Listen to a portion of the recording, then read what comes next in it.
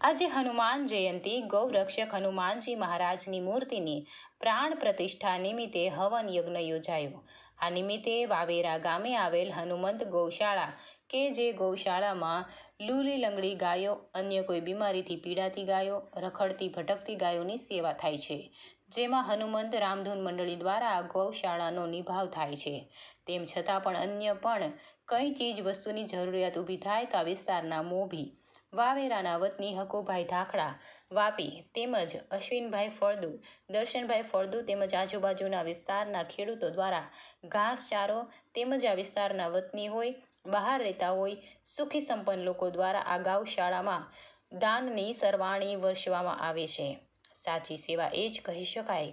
ગૌશાળામાં કાયમ માટે જે સેવા ભેખ ધારણ કર્યો છે એવા ભરતભાઈ ધાખડા અવિરત રાત દિવસ જોયા વગર ગાયોની સેવા કરે છે। તેની સમગ્ર ટીમ ડૉક્ટર સાથે જોડાયેલી રહે છે। આ તકે આજના દિવસે સૌને માન સન્માન આપીને આવકાર્યા હતા। રિપોર્ટર ઇરફાન ગૌરી, કેમેરામેન અલ્પેશ શિયાળ।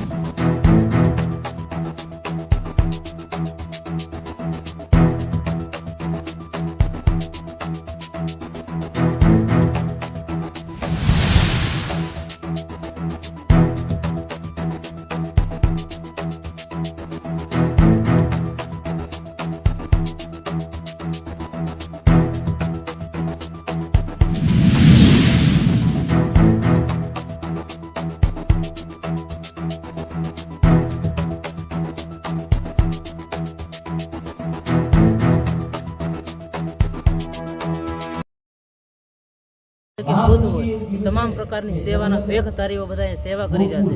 ખરેખર જે સાધુ સંતો નથી કરી શકતા એવી આ હનુમંત ગૌશાળામાં સેવા થઈ રહી છે। અમે ખૂબ પ્રસન્નતા વ્યક્ત કરીએ છીએ। ધીરજબાદ જે હનુમંત ગૌશાળા વાવેરા કે જે ઘણા સમયથી કાર્યરત છે, એના વિશે આપ શું કહેવા માંગો છો આજના પ્રસંગે? ના, ખૂબ સારી સેવા છે। અમે તો ઘણા બધા સમયથી આ લોકો આમ તો પરિચિતમાં છીએ। નિરાધાર બધી ગાયોની સેવા કરે છે અને ખૂબ સારું કાર્ય છે બધા અને સારું આ બધું કાર્ય થતું રહે। એમાં અમારો જ્યાં સહયોગની જરૂર હોય ત્યાં અમે ભેગા છીએ। માતાજી, આજના ગૌશાળાના પ્રસંગે હનુમાન જયંતિ નિમિત્તે આપ અહીંયા પધાર્યા છો, તો આપને અહીંયા આવીને કેવી અનુભૂતિ થઈ રહી છે?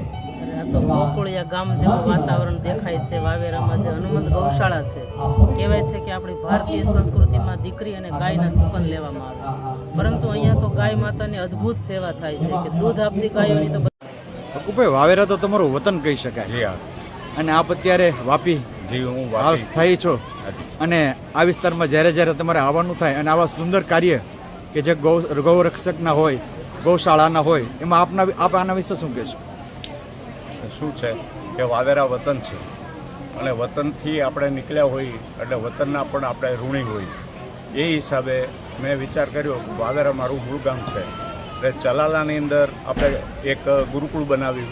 એમાં આપણે એ સમયની અંદર 35 લાખ રૂપિયાનું ડોનેશન કરેલું। પછી મને વિચાર આવ્યો કે મારા ગામની અંદર પણ મારે કંઈક કરવું જોઈએ, એટલે વાવેરાના બ્યુટિફિકેશનના હિસાબે 2 ગેટ બનાવ્યા, એક મારા બાપુજીના નામે, એક મારા મધરના નામે। વાવેરામાં બેનું દીકરીઓ મેન મર્યાદાથી નાહી શકે અને કોઈ ગુજરી ગયું હોય તો એને તકલીફ ન પડે, એટલે એક સરસ મજાનું સ્નાનગૃહ બનાવ્યું। એક અવેડો બનાવ્યો કે રેઢિયાર પશુઓ નીકળે તો એ પાણી પી શકે। પછી એક ચબૂતરો